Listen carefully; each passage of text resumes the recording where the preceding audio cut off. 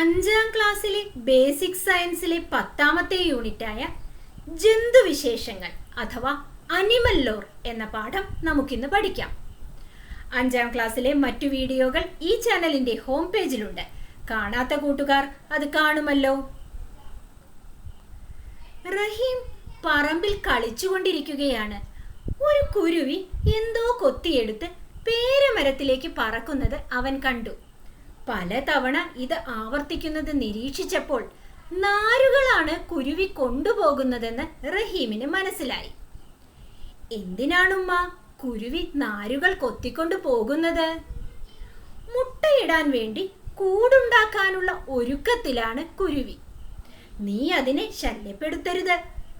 കൂട് പൂർത്തിയായി മുട്ടയിട്ട് കുഞ്ഞുങ്ങൾ വിരിയുന്നതുവരെ നമുക്കവയെ ബൈനോക്കുലർ ഉപയോഗിച്ച് നിരീക്ഷിക്കാം. കുറിഞ്ഞി പൂച്ചയ്ക്ക് കുഞ്ഞുങ്ങളുണ്ടായത് മുട്ട വിരിഞ്ഞല്ലോ. റഹീമിന് സംശയമായി. എല്ലാ ജീവികളും മുട്ടയിടുകയല്ല ചെയ്യുന്നത്. പട്ടിയും പൂച്ചയുമൊക്കെ പ്രസവിക്കുകയാണ് ചെയ്യുന്നത്. കൂട്ടുകാർ, ഈ ചിത്രങ്ങൾ നോക്കൂ. ഇവയിൽ മുട്ടയിടുന്നവ ഏതെല്ലാമാണ്? കണ്ടെത്തി എഴുതൂ. Look at the pictures. Identify and write down the names of those that lay eggs. കൂട്ടുകാർക്ക് എല്ലാവർക്കും അറിയാം അല്ലേ? മുട്ടയിടുന്ന ജീവികൾ, ക്രീച്ചേഴ്സ് ദാറ്റ് ലേ എഗ്സ്. മയിൽ അഥവാ പീകോക്ക്, തത്ത അഥവാ പാരറ്റ്, ഉറുമ്പ് അഥവാ ആൻറ്റ്, ആമ അഥവാ ടോർട്ടോയ്സ്, ഈച്ച അഥവാ ഹൗസ് ഫ്ലൈ, കൊതുക് അഥവാ മൊസ്കിറ്റോസ്. ഇവയെല്ലാം മുട്ടയിടുന്ന ജീവികളാണ്. എങ്കിൽ കൂട്ടുകാരോടൊരു ചോദ്യം ചോദിക്കട്ടെ. വംശം നിലനിർത്താൻ ജീവികൾ സ്വീകരിക്കുന്ന 2 മാർഗങ്ങൾ ഏവ? What are the 2 methods adopted by living beings to sustain the species? മുട്ടയിട്ട് അടയിരുന്ന് കുഞ്ഞുങ്ങളെ വിരിയിക്കുന്നു. കുഞ്ഞുങ്ങളെ പ്രസവിച്ച് പാലൂട്ടി വളർത്തുന്നു.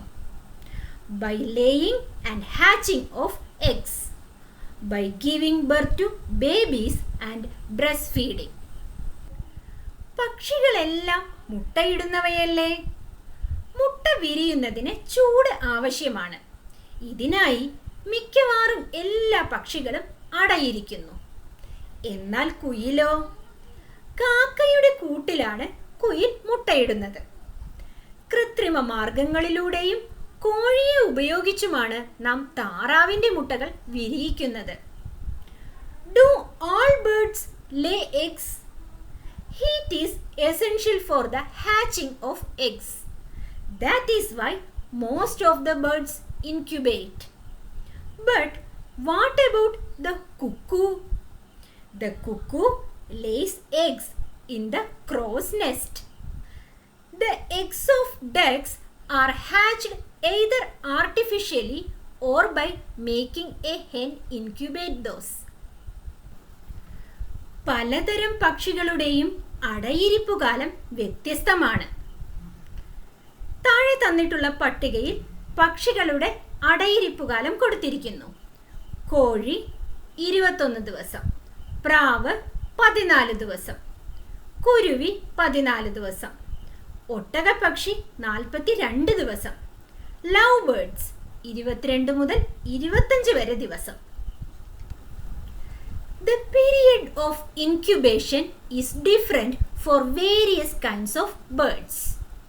Hen 21 days, pigeon 14 days, sparrow 14 days, ostrich 42 days, lovebirds 22 to 25 days. നമുക്ക് പക്ഷികളെ നിരീക്ഷിച്ചാലോ? പക്ഷി ലോകത്തെ നിരവധി കൗതുകങ്ങൾ നിരീക്ഷണത്തിലൂടെ കണ്ടെത്താം. എന്തെല്ലാം കാര്യങ്ങളാണ് നിരീക്ഷിക്കേണ്ടത്? നിറം, വലുപ്പം, ആകൃതി, ആഹാരവും ആഹാര സമ്പാദന രീതിയും, കൊക്കിന്റെയും കാലിന്റെയും പ്രത്യേകതകൾ, തൂവലുകളുടെ പ്രത്യേകത, പറക്കുന്ന രീതി, ശബ്ദം, കൂടുകൾ, കാണപ്പെടുന്ന സ്ഥലം. പക്ഷി നിരീക്ഷണം എങ്ങനെയാണ് ചെയ്യേണ്ടത്? അതിരാവിലെയും വൈകുന്നേരവുമാണ് പക്ഷി നിരീക്ഷണത്തിന് യോജിച്ച സമയം. ഒച്ചയോ അനക്കമോ ഇല്ലാതെ ദൂരെ നിന്നു വേണം നിരീക്ഷിക്കാൻ. ഇതിന് ബൈനോക്കുലർ ഉപയോഗിക്കാം. പക്ഷികൾക്ക് ആവശ്യമായ ഭക്ഷണവും വെള്ളവും മരക്കൊമ്പുകളിൽ തൂക്കിയിട്ട ചിരട്ടകളിൽ ഒരുക്കി വെച്ച് പക്ഷികളെ പറമ്പിലേക്ക് ആകർഷിച്ചും നിരീക്ഷിക്കാം. Observation opens up before you many interesting facts about the world of birds. What are the things to be observed? Color, size, shape. Food and mode of procuring food. Peculiarities of beaks and legs. Peculiarity of feathers. Mode of flight. Sound, nests, place where they are seen.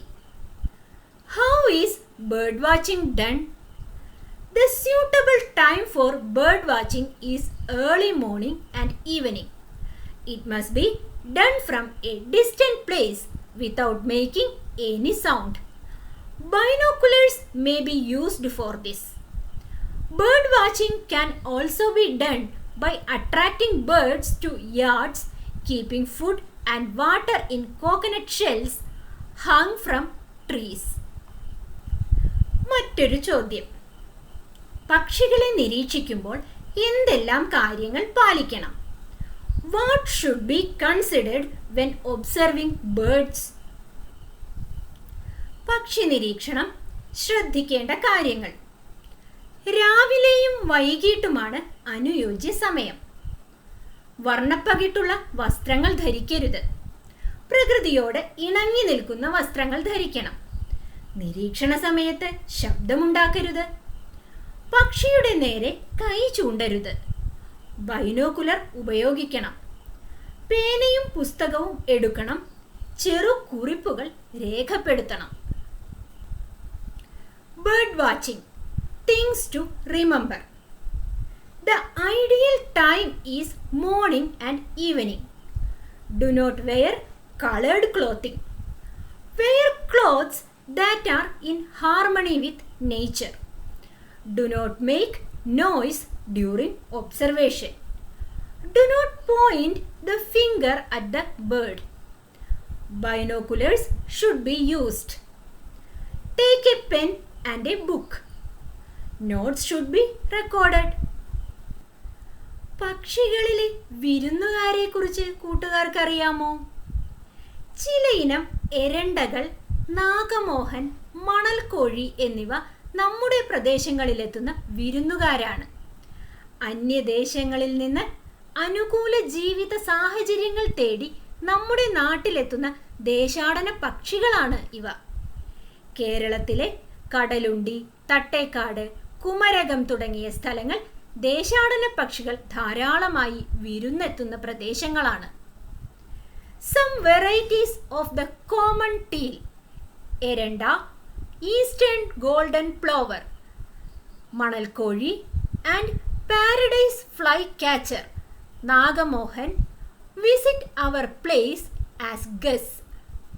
These are migratory birds that come from other countries to our place looking for favorable life situations.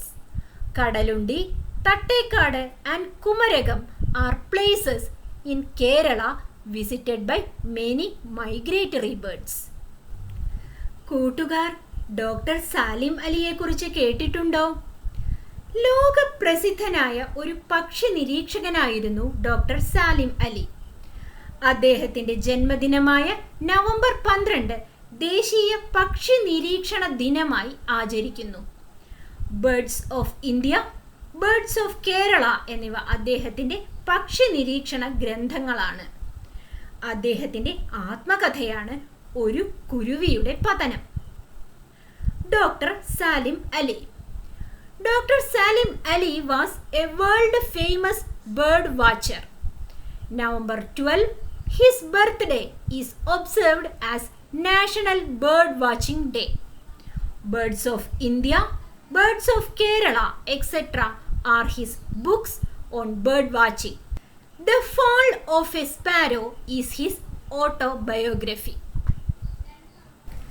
അപ്പോൾ പക്ഷിലോകത്തെ കൂട്ടുകാരുടെ വിശേഷങ്ങളെല്ലാം കൂട്ടുകാർക്ക് കൃത്യമായി മനസ്സിലായില്ലേ? മറ്റൊരു വീഡിയോയുമായി നമുക്ക് വീണ്ടും കാണാം.